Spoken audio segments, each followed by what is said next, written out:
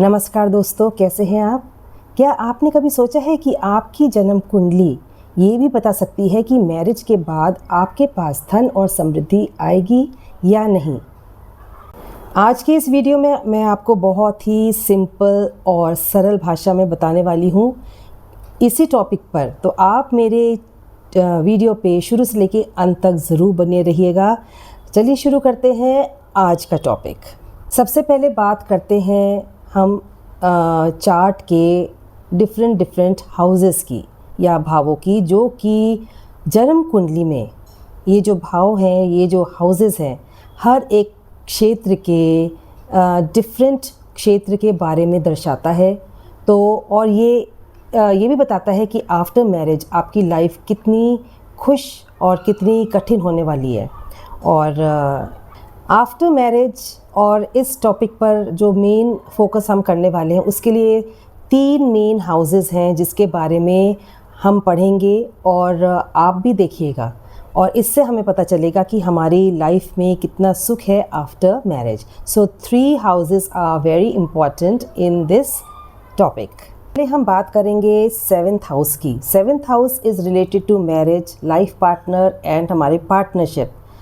अगर आपका 7th house का जो लॉर्ड है वो बहुत ही स्ट्रॉन्ग होके बैठा हुआ है, तो ये तो 100% आपका क्लियर है कि आफ्टर मैरिज आपकी लाइफ बहुत ही खुश और सुखमय होने वाली है।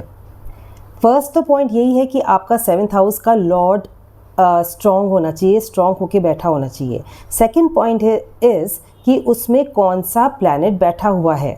अगर उसमें कोई एनिमी ग्रह बैठा हुआ है तो कलेश होने के चांसेस पूरे हैं और लड़ाई झगड़े की भी चांसेस है। ओनली फाइनेंशियल स्टेबिलिटी अगर देखनी है तो ये आप ज़रूर देखिएगा कि उसमें प्लैनेट कौन सा बैठा हुआ है और जो 7th हाउस का लॉर्ड है वो कहाँ पे बैठा हुआ है। That is very very important. Next जिस हाउस के बारे में हम डिस्कस करेंगे to see whether your life after marriage will be full of abundance और नॉट, वो है 2nd हाउस। 2nd हाउस जो है संपत्ति, संचित धन और संपदा का घर है। इसका भी आपने यही देखना है कि जितना ये 2nd हाउस स्ट्रॉन्ग होगा उतना आप फाइनेंशियली स्ट्रॉन्ग होंगे। आपके जो है आपका बैंक अकाउंट बहुत स्ट्रॉन्ग होगा, आपके फाइनेंसेस बहुत अच्छे होंगे। तो 2nd house is the next house जिससे आपको पता चलेगा कि आपके पास कितना संचित धन होने वाला है, कितनी संपदा होने वाली है और कितनी संपत्ति होने वाली है। अब जिस हाउस के बारे में मैं बात करने वाली हूँ उसका नाम सुनते आपको ज़रूर बहुत ही स्ट्रेंज लगेगा, क्योंकि उस हाउस को हम अच्छा कंसिडर नहीं करते हैं, and that is 8th house. जो 8th हाउस है उससे भी हम ये देखते हैं कि आपके पास कितना संपत्ति आपके पास आने वाली है, वो है 8th हाउस। हाँ जी दोस्तों, 8th हाउस जो है वो ससुराल पक्ष का है, आपकी संपत्ति है, और आपको विरासत में क्या मिलने वाला है ये भी आपको 8th हाउस से पता चलता है।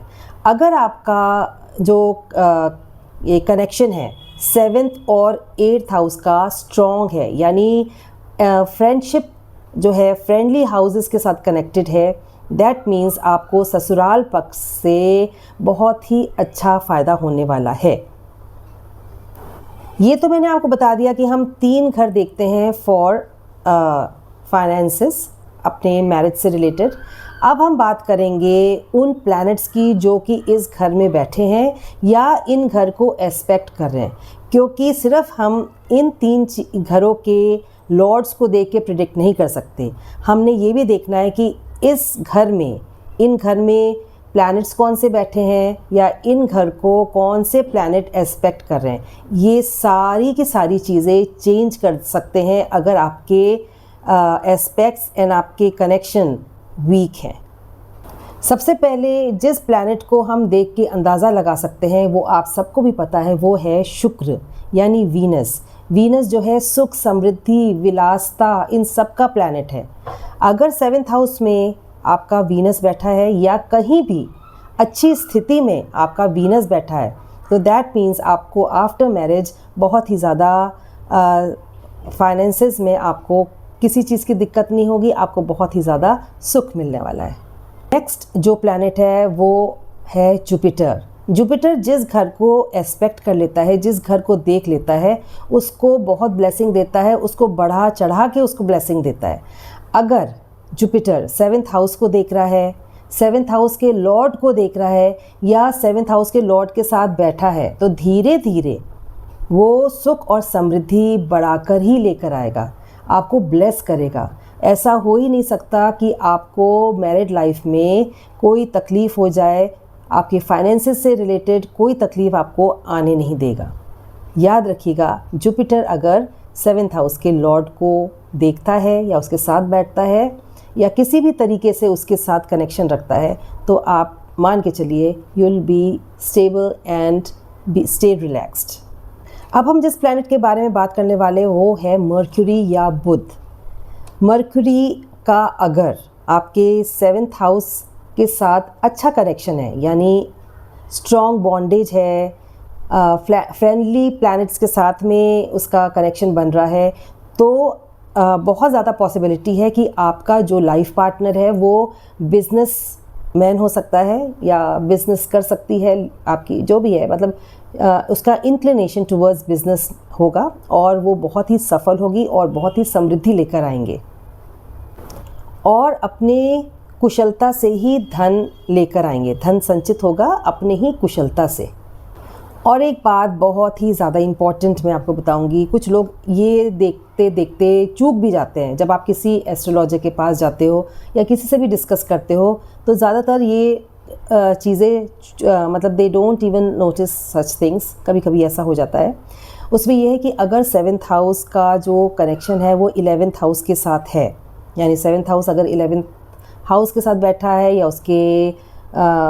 उसी के प्लैनेट के साथ बैठा है या कुछ भी कनेक्शन है, तो आप स्ट्रेट अवे आपका बहुत ही ज़्यादा स्टैंडर्ड हाई होने वाला है। आपके फाइनेंशियल गेन्स होंगे आफ्टर मैरिज, ये अनडाउटेडली यू कैन प्रिडिक्ट। एक और कॉम्बिनेशन में मैं आपको बताऊंगी, अगर 2nd हाउस और 11th हाउस का कनेक्शन बन रहा है तो आप या किसी भी द्वारा एस्पेक्ट कर रहे हैं, तो या तो दशा में या किसी भी ऐसी पोजीशंस या जब भी ट्रांजिट होता है और इनका कॉम्बिनेशन बन रहा है, तो धन संचय या आपके मैरिज के बाद आपको बहुत ज़्यादा प्रॉस्पेरिटी उस टाइम पे मिलने के चांसेस बहुत स्ट्रॉन्ग है।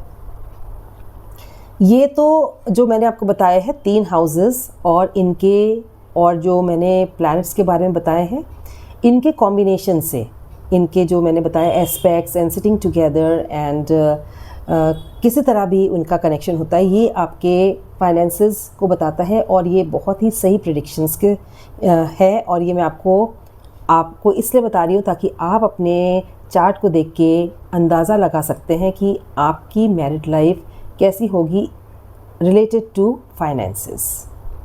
आपको मेरा ये वीडियो कैसा लगा मुझे बताइएगा ज़रूर। नॉलेजेबल है कि नहीं है ये भी बताइएगा।